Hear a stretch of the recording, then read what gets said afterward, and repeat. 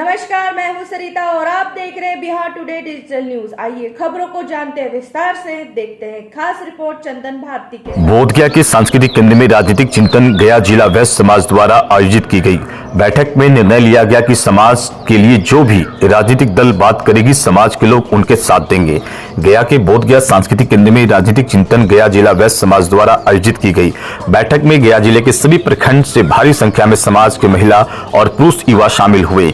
कार्यक्रम की शुरुआत गया जिला तैलिक साहू समाज के जिला अध्यक्ष संजू सौ, लालजी प्रसाद गुप्ता, संतोष गुप्ता द्वारा दीप प्रज्वलित कर कार्यक्रम की शुरुआत की गई। इस संबंध में गया जिला के तैलिक साहू समाज के जिला अध्यक्ष संजू शाह और संतोष गुप्ता ने बताया कि बोधगया के सांस्कृतिक केंद्र में राजनीतिक चिंतन बैठक गया जिला वैश्य समाज द्वारा आयोजित किया गया है। इस बैठक में गया जिले के सभी प्रखंड क्षेत्र से महिला और पुरुष शामिल हुए। काफी संख्या में लोग यहां पर राजनीतिक चिंतन बैठक कर रहे हैं। जिस तरह से हम लोग के राजनीतिक दल राजनीतिक में हिस्सेदारी नहीं दे रही है, उसी को लेकर राजनीतिक चिंतन की बैठक की चर्चा की जा रही है। हमारी आबादी बिहार में 22% है और विधानसभा में आबादी के अनुरूप राजनीतिक भागीदारी नहीं दी जाती है, तो समाज कल्याण हेतु 8 मांग पत्र रखे हैं। हमारी समाज सरकार को बनाने में भूमिका निभाती है और हम लोग के साथ हर तरह की आपराधिक घटनाएं घटती रहती है। इस पर सुध लेने वाला कोई भी नेता या सरकार नहीं है। 8 मांग पत्र में प्रमुख मांग बिहार विधानसभा में आबादी के अनुरूप राजनीतिक भागीदारी हो, किसी भी वैश्य समाज के घर जीविकोपार्जन की हत्या होने पर 25 लाख रुपए की मुआवजा और एक व्यक्ति की नौकरी दी जाए। वैश्य पर होने वाले शोषण, फिरौती, रंगदारी, मारपीट इत्यादि के खिलाफ SC ST के तर्ज पर सुरक्षा कानून बनाए जाए। सक्षम वैश्य को आत्मरक्षा हेतु शस्त्र का लाइसेंस दी जाए। वैश्य समाज के आवास विहीन लोगों को प्रधानमंत्री आवास योजना के तहत आवास दिया जाए। वैश्य समाज के छात्र छात्राओं के लिए व्यवस्था की जाए आदि ये मांग प्रमुख है। जो भी राजनीतिक दल राजनीतिक हिस्सेदारी समाज की बात करेगा, समाज के लोग उन्हें क्या समर्थन देने की बात करेगी। गया से चंदन भारती की रिपोर्ट। बहुत सारे लोग जा जाते हैं, एकजुट करने की क्या किस लिए कोशिश कर रही है चुनाव के दौरान? आज़ादी से 75 वर्ष बीत गया, अभी तक वैश्य समाज का उत्थान और विकास नहीं हुआ है। वैश्य आज भी हम लोग सिर्फ वोट देने का काम किए हैं। इसी ज़्यादा वैश्य समाज को कल भी एक बेटा का हत्या हो गया गुड़ारू में, आपका अग्रवाल साहब का बेटा था। एक बगल में ही आपका एक लड़का राजेश जी का हत्या हो गया आपका बगल में ही सिटी में। तो वैश्य समाज का उत्थान कैसे हो, वैश्य का विकास कैसे हो, वैश्य का जो मांग है, जो सक्षम व्यक्ति है उनको शस्त्र का लाइसेंस दिया जाए, जो 22% आबादी हम लोग का है राजनीति में भागीदारी दिया जाए, सारा मांग हम लोग जो रखा है। और वैश्य का बेटा का उत्थान कैसे हो, वैश्य का बेटी का उत्थान कैसे हो, वैश्य समाज कैसे आगे बढ़े, इसके लिए राजनीतिक चिंतन बैठक आज हम लोग रखे। कहाँ से लोग आए हैं?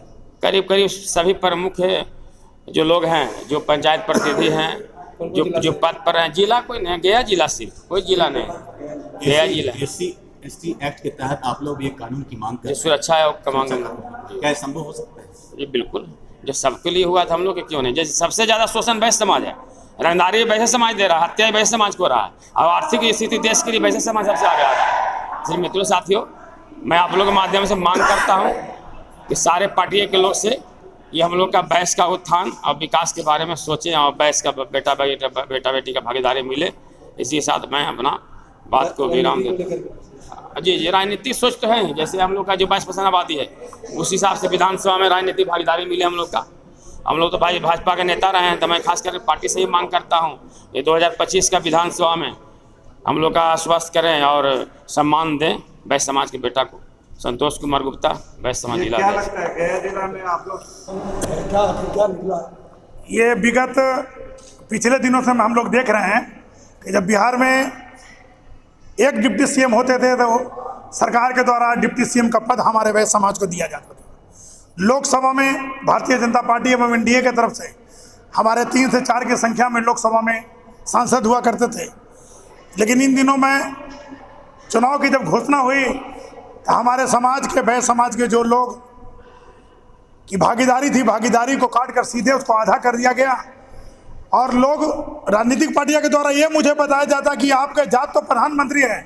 तो साथ ही इस मंच के माध्यम से मैं सभी लोग को आग्रह करता हूँ कि हमारे समाज के लोगों को जरूरत पड़ेगा तो क्या प्रधानमंत्री के पास जाएंगे कि अपने क्षेत्रीय नेता, क्षेत्रीय विधायक या सांसद के पास जाएंगे। इसलिए इस मंच के माध्यम से आज सरकार से हम मांग करते हैं कि वैश्य के साथ सरकार के द्वारा जो जनगणना किया गया है और जनगणना के अनुकूल राजनीतिक भागीदारी देने की जो बात हुई थी उसके अनुकूल बैस समाज ठगा महसूस कर रहा। इसलिए आज कार्यक्रम करने का उद्देश्य लोकसभा के लिए नहीं है।